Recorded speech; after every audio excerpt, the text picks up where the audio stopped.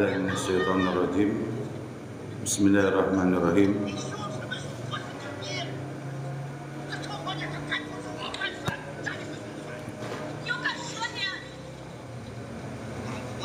Sebentar.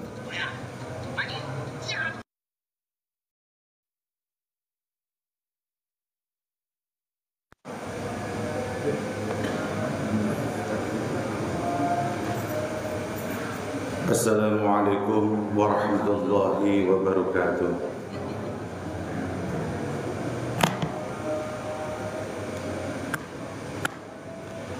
Innal hamdalillah nahmaduhu wa nasta'inuhu wa nastaghfiruh wa na'udzu billahi min shururi anfusina wa min sayyiati a'malina may yahdihillahu fahuwal muhtadi wa may yudlil fala hadiya lahu.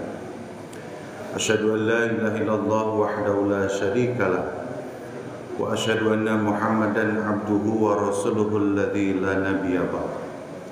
Allahumma shalli wa sallim wa barik ala Rasulillah Muhammadin sallallahu alaihi wasallam wa ala alihi wa sahbihi wa barak wa sallim. Rabbi shrah li sadri wa yassir li amri wahlul 'uqdatam min lisani yafqahu qawli. Rabbi zidna ilman warzuqna fahman. Allahumma innaka afuwun karim tuhibbul afwa fa'fan. Bismillahilladzi la yadurru ma'asmihi syai'un fil ardi wa la fis sama' wa huwas samiul alim. Subhanallah wa bihamdihi astaghfirullah wa atubu ilaih. Alhamdulillah, segala puji hanya milik Allah. Kita pada kesempatan hari ini diberikan nikmat karunia dari Allah Subhanahu wa taala yang begitu banyak. Dan alhamdulillahnya kita hari ini kita sudah diberikan waktu dan kesempatan untuk masuk di bulan yang penuh keagungan, Syahrul Azim. Ini banyak orang yang tidak melewati bulan Ramadan tahun ini. Sebelum Ramadan sudah Allah panggil kita, alhamdulillah. Hari ini adalah hari yang ke-15. Jadi mudah-mudahan kita berdoa kepada Allah Subhanahu wa taala semoga kita bisa melewati satu bulan penuh Ramadan ini, dan yang paling terpenting adalah kita Ramadan ini berhasil meraih yang disebut Ramadan ini, yaitu adalah mendapatkan ampunan dari Allah Subhanahu wa taala. Saya selalu menyampaikan pada kesempatan hari ini, hadirin, bahwa rizki terbesar yang kita terima, rizki yang terbesar yang kita terima dari Allah Subhanahu wa taala itu adalah kita diberikan ampunan oleh Allah Subhanahu wa taala.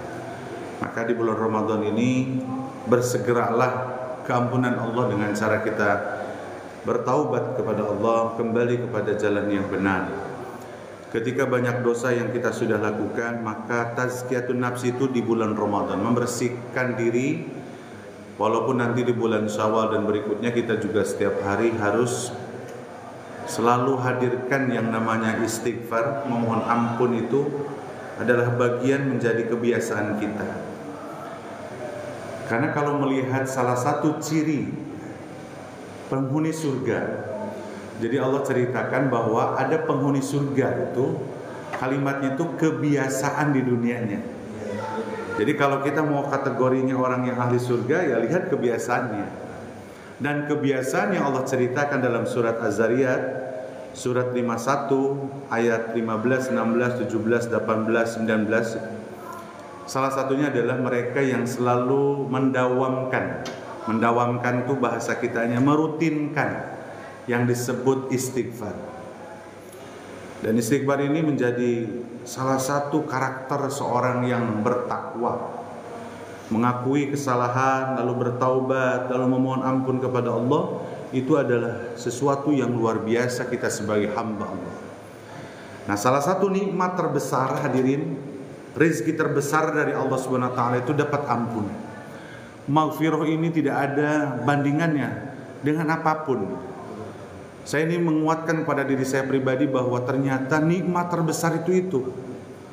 Kadang kita selalu mengorientasi dalam nikmat dari Allah itu dalam bentuk materi. Ya, kalau udah materi itu ngerasa jadi mulia kan ya. Jadi kadang seseorang dimuliakan dalam urusan dunia merasa dirinya dimuliakan sama Allah. Ini kan salah besar. Bahkan yang muncul jadi sombong.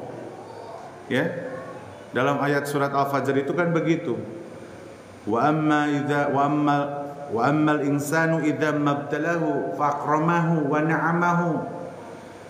Ada seorang manusia itu ada sebagian orang ya, ketika dimuliakan, ketika diberikan nikmat ya, diberikan jabatan, diberikan harta, ekonominya oke lah gitu ya.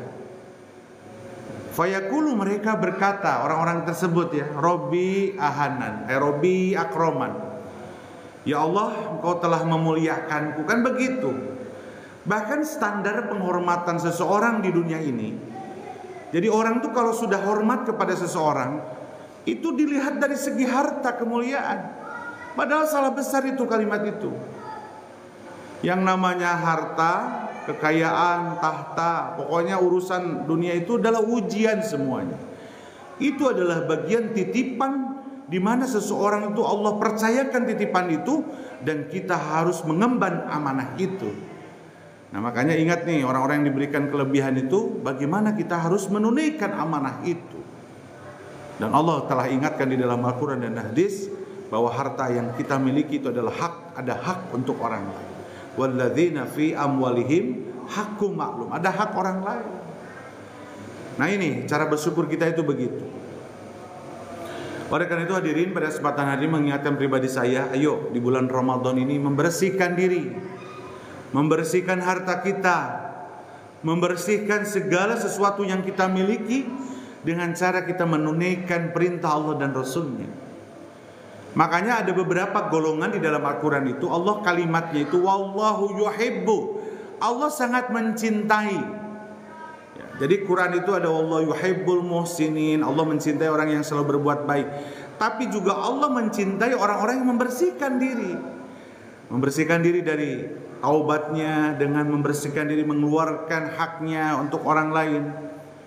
Ada zakat, ada infak, ada sedekah, ada wakaf jariah, ada hibah, ada hadiah, ada qardul hasan. Banyak sebetulnya Islam mengajarkan kepada kita, barang siapa yang memiliki, dititipkan hartanya, disitulah kita harus mengemban amanah perintah Allah dan Rasulnya supaya harta kita itu jadi bersih. Saya pernah baca sebuah hadis ceritanya bahwa ketika harta kita tidak dibersihkan dari noda-noda dosa dalam harta itu, maka pada saat ketika nanti di yaumil qiyamah itu akan datang tuh harta itu kepada diri kita dalam bentuk kepala ular. Disebutkan dalam hadis itu 2 kepala. Makanya animasi-animasi film suka dilihatkan, ada naga yang ularnya 2. Itu sebetulnya itu dalam hadis nanti di yaumil qiyamah, barang siapa yang diberikan harta lebih lalu dia tidak melakukan perintah Allah dalam bentuk zakat, infak, sedekah yang tadi saya sebutkan, maka akan datang kepadanya dalam bentuk ular yang akan menerkam kita. Naudzubillahi min dzalik. Makanya disinilah Ramadan itu adalah salah satunya adalah tempatnya kita bertaubat. Ini mengingatkan kepada kita semua. Ayo bismillah. Mudah-mudahan ya, sesuaikan kemampuan. Jangan suka melihat orang lain ya. Ibadah itu melihat sesuai dengan kemampuan. Dalam Al-Quran pun Allah menyampaikan, fattaqullaha mastatatum. Jadi bertakwa sesuai kemampuan. Mungkin ini ahli saum, ini ahli tahajudnya hebat, ini ahli Quran. Kita menyesuaikan, tapi optimalkan nikmat yang Allah berikan kepada kita dalam bentuk ibadah-ibadah. Jadi jangan kalimatnya, oh santai sesuai kemampuan, jadi santai aja. Tidak, tetap harus ihtisaban, bersungguh-sungguh dalam mencari keridhaan Allah Subhanahu wa taala, mencari pahala dari Allah Subhanahu wa taala. Hadirin berbahagia, mudah-mudahan kita berdoa kepada Allah Subhanahu wa taala. Ada sisa waktu di bulan Ramadan ini, ayo bismillah kembali. Kalau kemarin masih teledor, masih begini dan seterusnya, Allah masih beri kesempatan, masih kita bernapas. Ayo tingkatkan kualitas kita dalam ibadah mengisi di bulan Ramadan ini.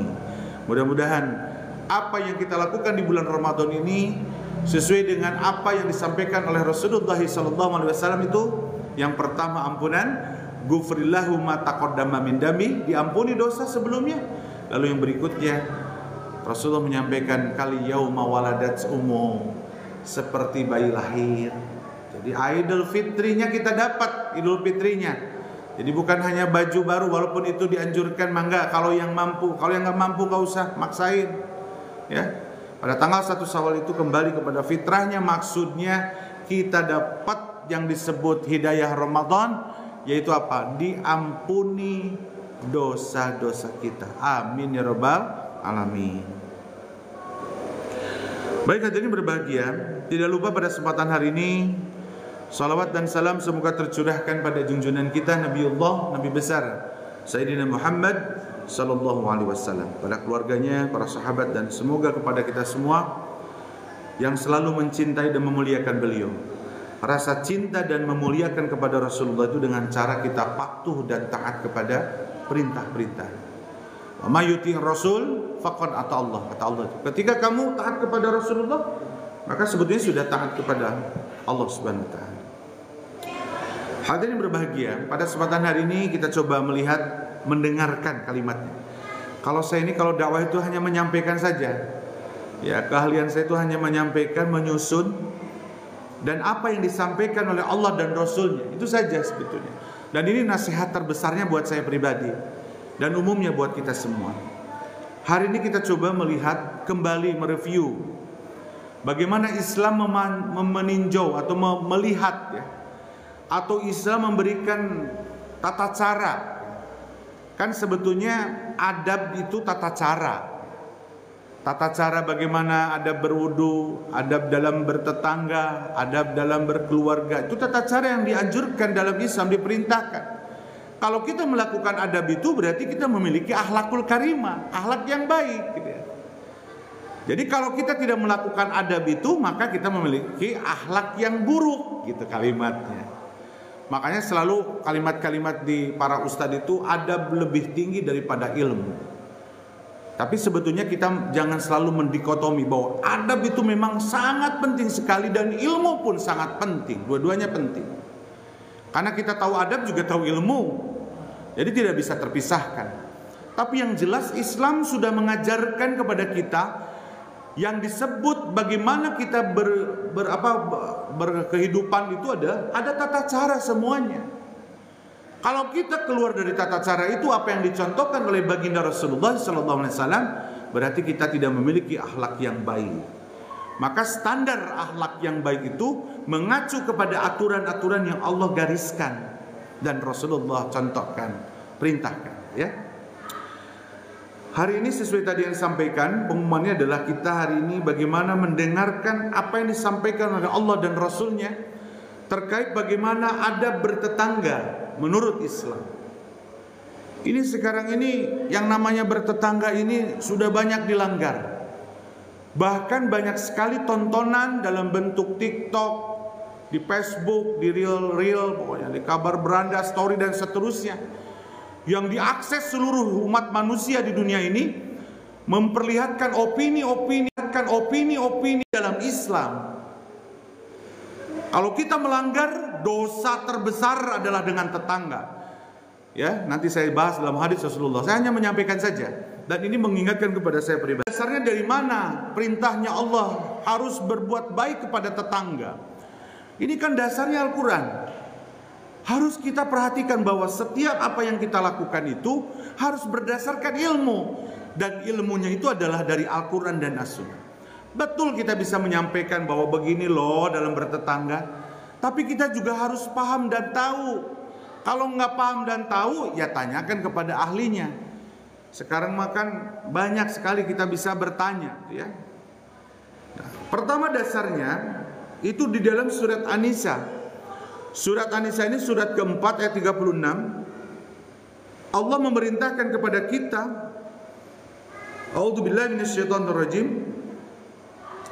wa'budullaha wa la tusyriku bihi syai'an wa bil walidaini ihsana wa bidil qurba wal yatama wal masakin wal jaridil qurba wa jaril khuzunub. Ini kalimat.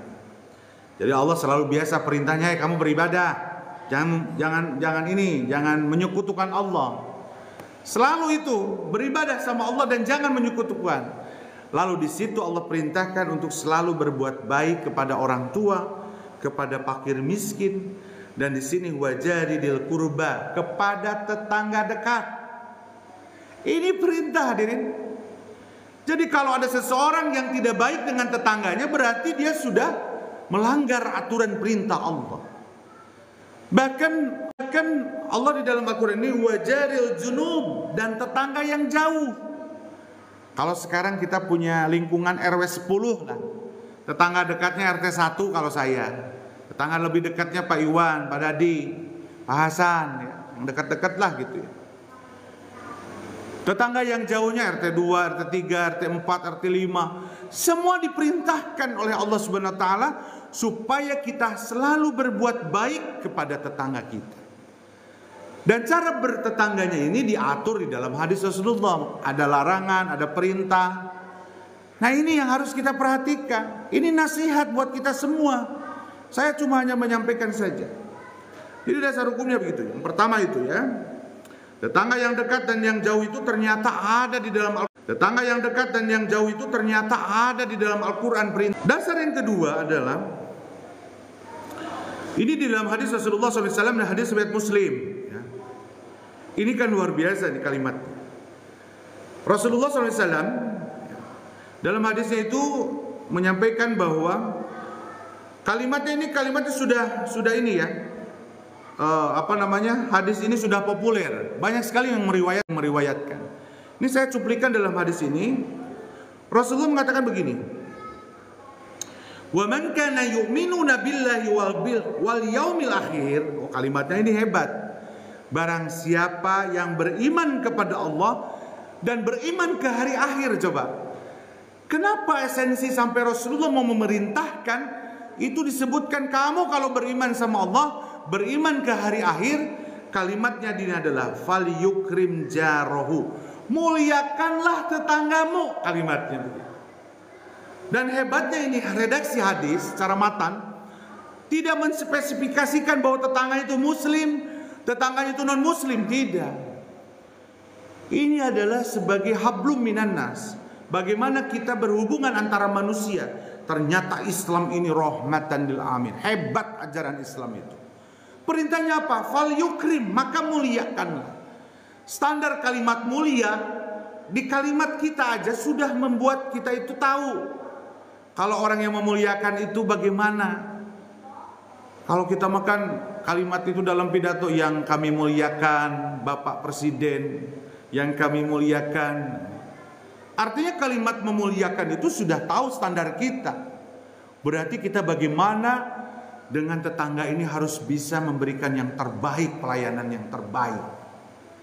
Ini sama tetangga ribut, ini sama tetangga saling aduh, ya Allah ya Rabbi. Padahal perintahnya di dalam Al-Quran itu dalam Al-Quran dan hadis itu kalimatnya sangat luar biasa. Ini hadis ini sebetulnya ada value krimnya banyak.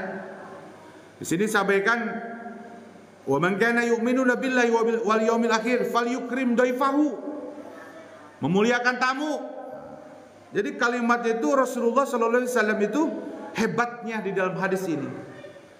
Kalau kamu beriman sama Allah dan hari kiamat, muliakanlah tetanggamu, muliakanlah tamumu. Ini di dalam TikTok itu ya, ada tetangga yang koret, ada tetangga ketika ada orang yang tidak memuliakan tamu. Sekarang kan itu supaya viral aja, supaya ketawa sebetulnya. Ada seorang yang menerima tamu, ya suguhannya disumputin, ya. Jadi tidak memuliakan tamu itu mah menyindir sebetulnya ya kepada kita semua. Dalam hadis riwayat Al-Bukhari ini Rasulullah itu sampai begini, wallahu la yu'minu billah. Salah, wallahu la yu'minu. Wallahu la yu'minu sampai 3 kali. Tidaklah seseorang ini beriman, coba bayangin. Ini harus diingat hadirin. Rasulullah sampai 3 kali wallahu la yu'minu. Kamu tidak beriman, kamu wallahi demi Allah tidak beriman seseorang ini. Apa? Min qabli wa may rasul, ya. Dan demi Allah tidak sempurna imannya. Rasulullah mengatakan bahwa siapa mereka adalah disebutkan la yu'minu jaruhu biwaiqahu. Rasulullah mengatakan ketika seseorang tetangga tidak merasa aman atas dirinya. Wallahu la yu'minu, kata Rasulullah, demi Allah tidaklah seorang beriman ketika kita menjadi tetangga, membuat tetangga kita tidak aman karena hanya kita, karena sikap kita. Ini saking Allah tuh dan Rasul itu sangat, ini sesuatu yang harus kita perhatikan. Kadang ini dengan tetangga tuh seenaknya aja ya. Kadang nyetel musik sampai kedengaran satu RT. Apa kepuasan apa yang kita dapat pada saat ketika kita menyalakan musik yang begitu kerasnya? Cukuplah buat kita. Karena mengganggu, merasa tidak aman, itu nggak boleh. Wallahu la yu'minu, kata Rasulullah. Tidaklah seseorang itu beriman. Makanya hadirin, ada orang itu hebat ibadahnya, rajin sholatnya, tapi dia tidak bertetangga, menyakiti tetangga. Apa kata Rasulullah dalam hadis? Hati-hati nih, saya menyampaikan nasihat buat saya pribadi ini sebetulnya ya. Makanya dalam kesempatan hari ini ayo kita dengarkan apa yang disampaikan oleh Rasulullah. Ya Rasulullah, samina wa ta'ana, kami dengar ya Rasul dan kami akan taat ya. Bahkan dalam hadis riwayat At-Tirmidzi disebutkan Rasulullah menyampaikan bahwa wa khairu jirani, sebaik-baiknya kita bertetangga itu adalah mereka yang khairuhum li jarihi.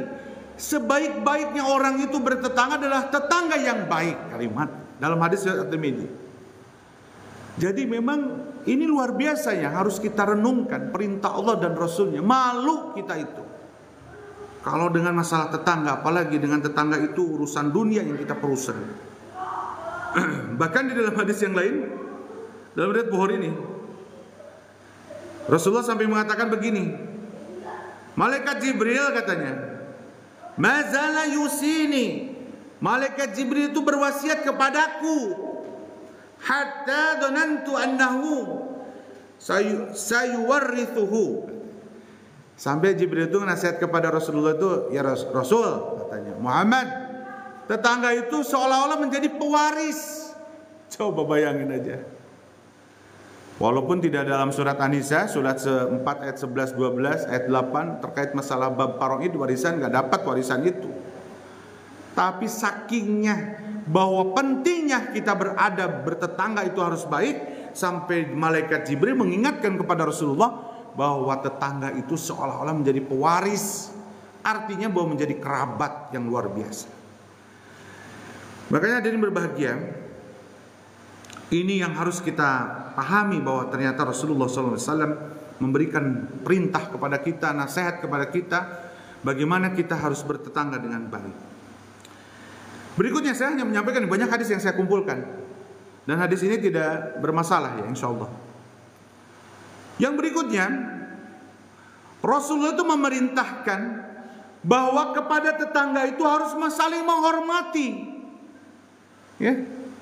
Yang namanya kalimat menghormati itu sudah menjadi kalimat sehari-hari kita. Bagaimana kita hormat kepada tetangga, bagaimana kita hormat kepada atasan kita. Bahasa hormat ini bukan hanya ke bendera saja, artinya kita mengagungkan orang tersebut. Makanya Rasulullah SAW kalimatnya itu dalam hadisnya, hendaklah memuliakan tetangga, hendaklah menghormati orang tua. Gitu ya. Bahkan dalam hadis yang lain, saya sampaikan dalam hadis riwayat Bukhari, bahwa kita tidak boleh bangunan rumah kita itu mengganggu tetangga.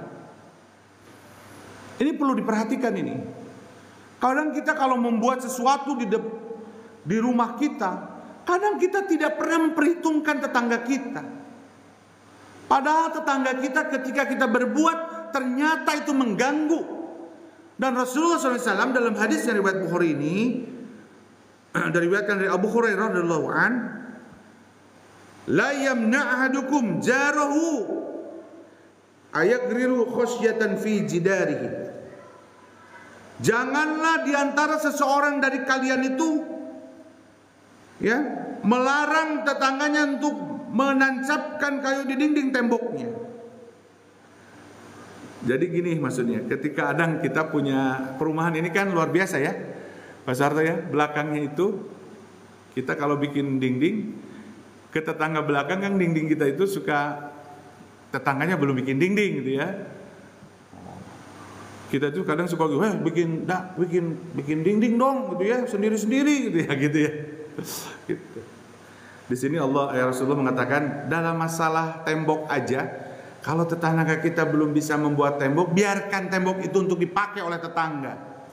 Ini ada keributan masalah tangga, bukan tangga dinding belakang kan, perumahan kita belakangnya nggak ada ya. Terus tembok tetangga kita dipakai, ya izin dulu. Yang biasanya marah itu nggak izin ya, dipakuin sama kita dia. Padahal itu temboknya tetangga. Tapi kata Rasulullah jangan kita itu melarang.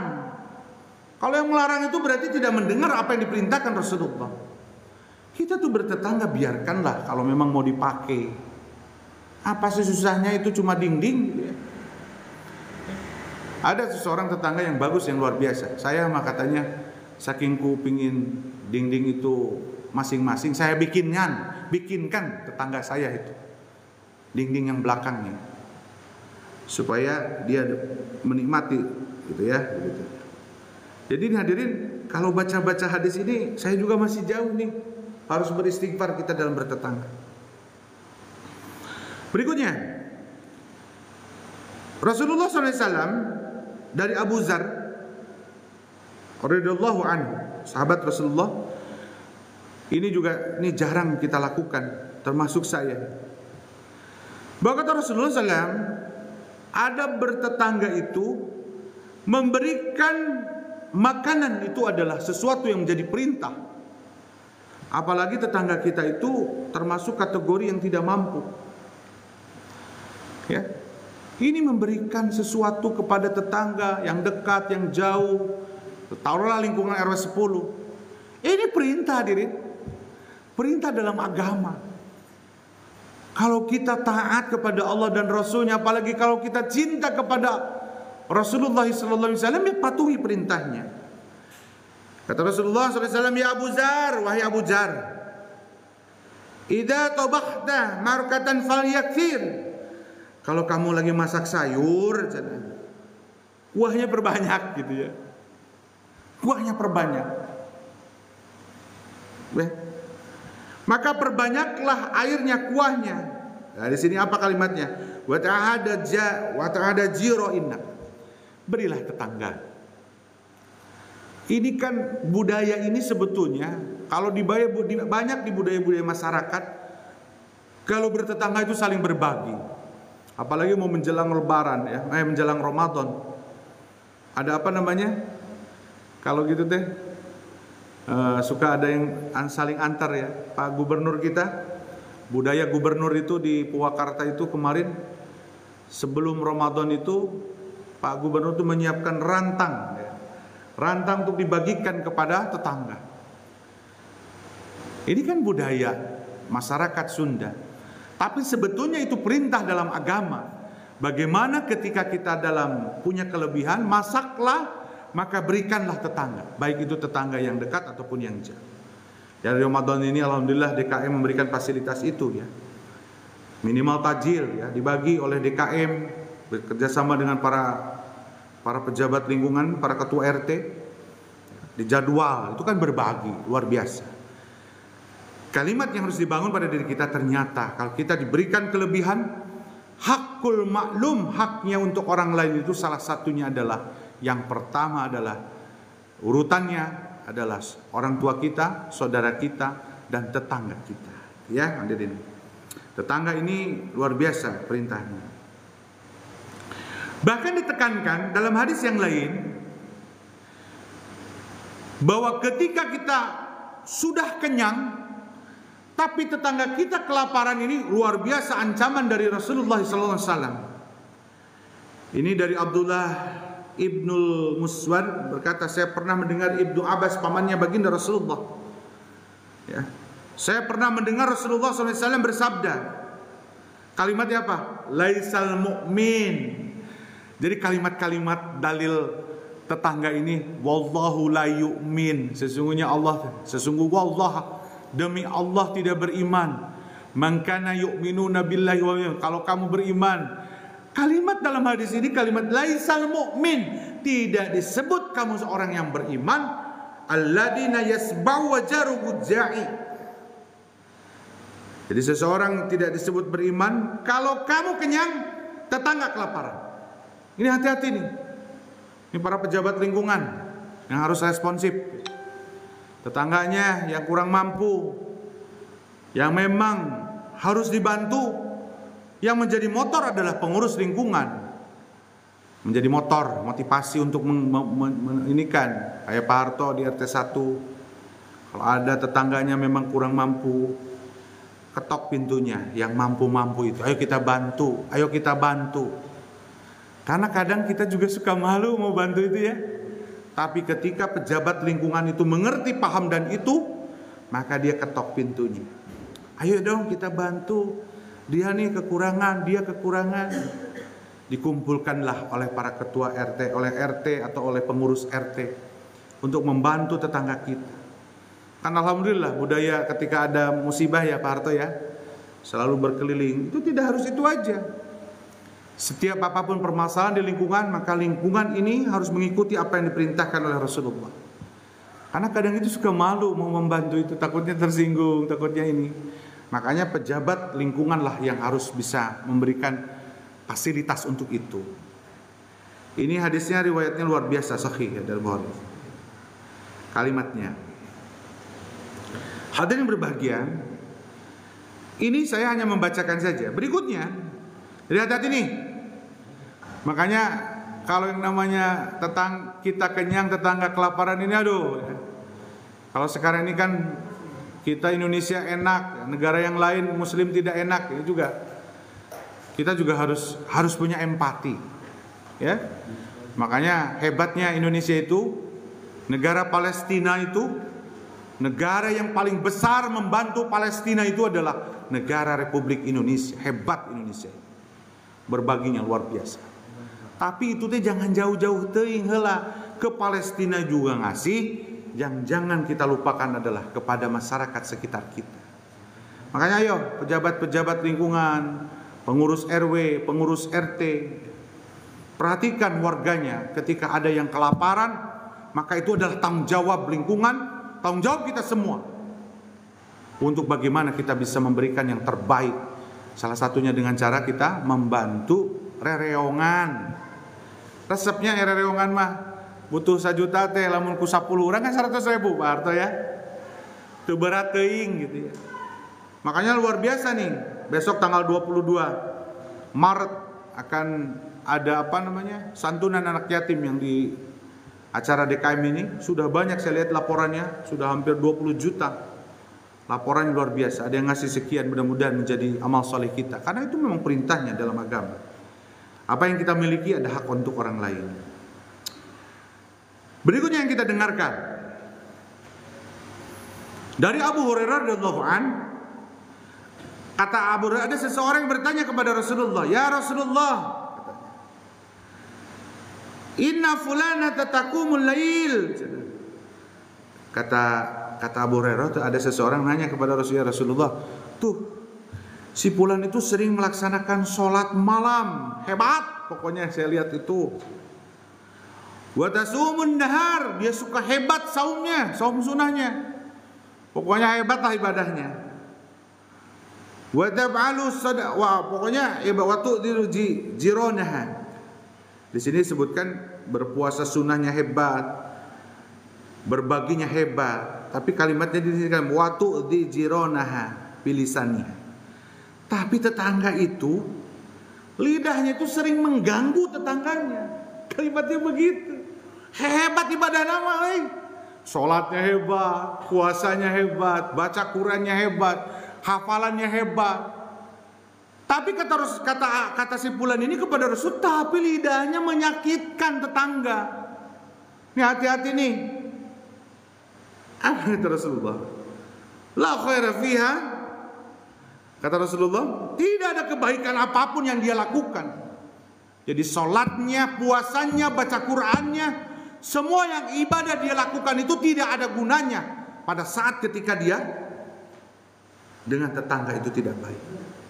Hebatnya ini. Jadi kalimatnya itu sudah bahkan disabatkan la khaira fiha. Apa kalimat ujung hadis ini? Hiya min ahlin nar. Dia ada ahli neraka coba. Naudzubillah min dzalik. Jadi ternyata kalau kita selalu menyakiti tetangga, lidah kita tidak terjaga, menyakiti tetangga kita, sikap kita menyakiti tetangga kita, perbuatan kita membuat tetangga jadi terganggu, semua menjadi aktivitas kita mengganggu tetangganya. Walaupun dia ibadah sholatnya, walaupun puasa sunnahnya hebat, walaupun baca Qurannya hebat, pokoknya top masalah ibadah mahdohnya. Tapi apa kata Rasulullah? La khairu fiha hiya min ahlin nar. Tidak ada kebaikan apapun, apalagi seorang istri. Nih kalimatnya, tetangga aja kalau disakiti hiya ahlin nar, apalagi seorang istri menyakiti suaminya. Naudzubillah min dzalik. Bahkan dalam hadis itu Rasulullah mengatakan kalau seorang istri menyakiti suaminya, apa kalimat dalam hadis itu? Dia tidak akan pernah mencium harumnya surganya Allah. Ciumnya aja, harumnya aja nggak bisa mencium tuh seorang istri. Kalau menyakitkan mulutnya kepada suaminya.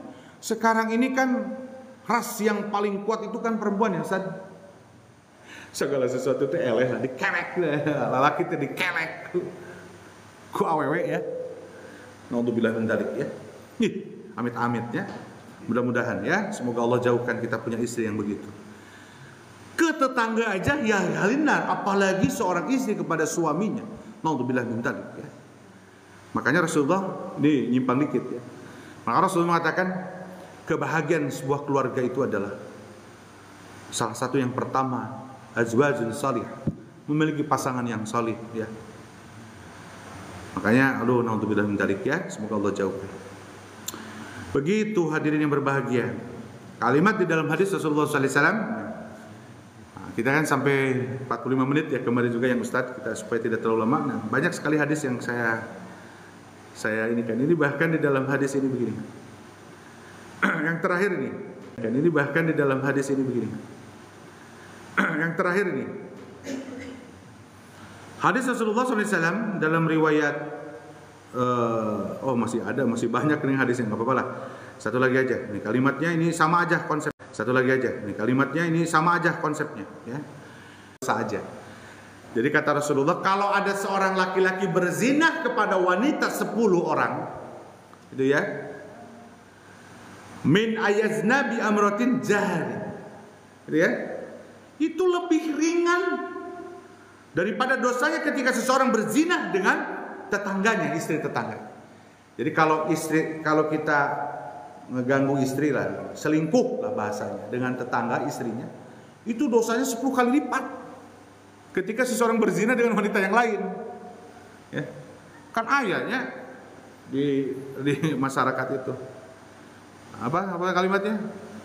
Rumput tetangga lebih hijau gitu ya. Ayatnya di masyarakat itu. Apa kalimatnya? Rumput tetangga lebih hijau gitu ya. Dustakan agama. Siapa yang menistakan agama, mendustakan agama? Tidak mengurus anak yatim, tidak mengurus orang miskin. Benar kalimatnya itu Al-Quran. Tapi kalimat terakhirnya wal wa yamna'unal ma'un, itu tetangga itu ya, minjem alatnya Pak Harto, itu dibalikan deui, nah contoh dicuri. Itu kan al-ma'un itu kalimatnya ya. Ini luar biasa, haram ya, hukumnya haram. Bahkan 10 kali lipat. Ya, jadi hadirin yang berbahagia di sini kalimatnya adalah di antara bahwa kita dalam bertetangga itu luar biasa, dan ternyata ancaman dosanya adalah 10 kali lipat dosa yang kita lakukan apabila dosa itu kepada tetangga kita. Dan itulah yang terakhir yang kita sampaikan kepada kesempatan hari ini. Maka di sini adalah kalimatnya bahwa kata Rasulullah SAW bahwa kebahagiaan seseorang muslim.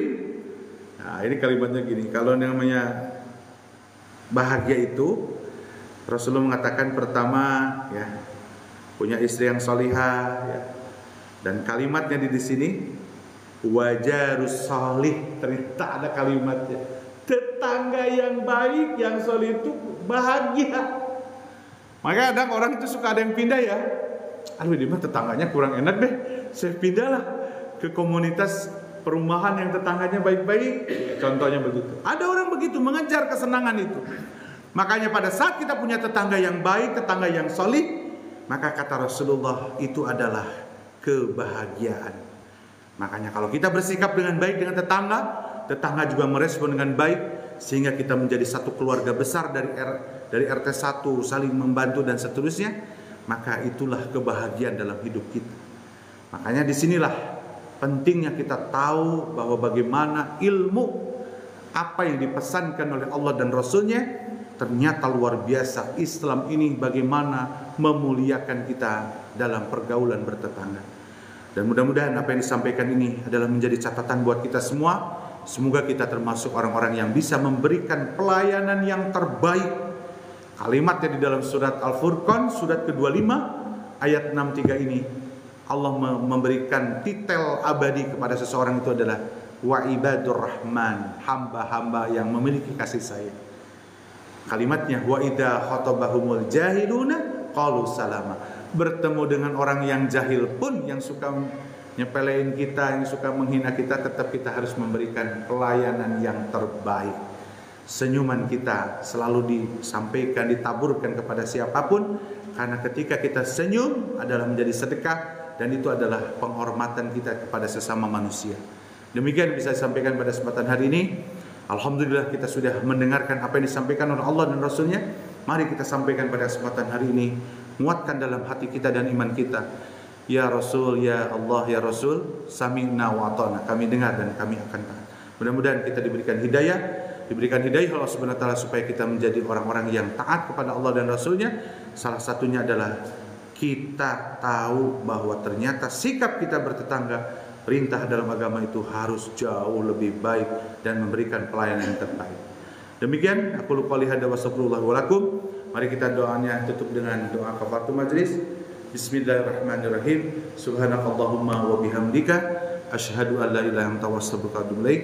Terima kasih. Mohon maaf kalau ada kata-kata yang kurang berkenan. Pada prinsipnya saya di sini hanya menyampaikan dari Allah dan Rasulnya. Wassalamualaikum warahmatullahi wabarakatuh. Ayo mangga ngopi. Masuk.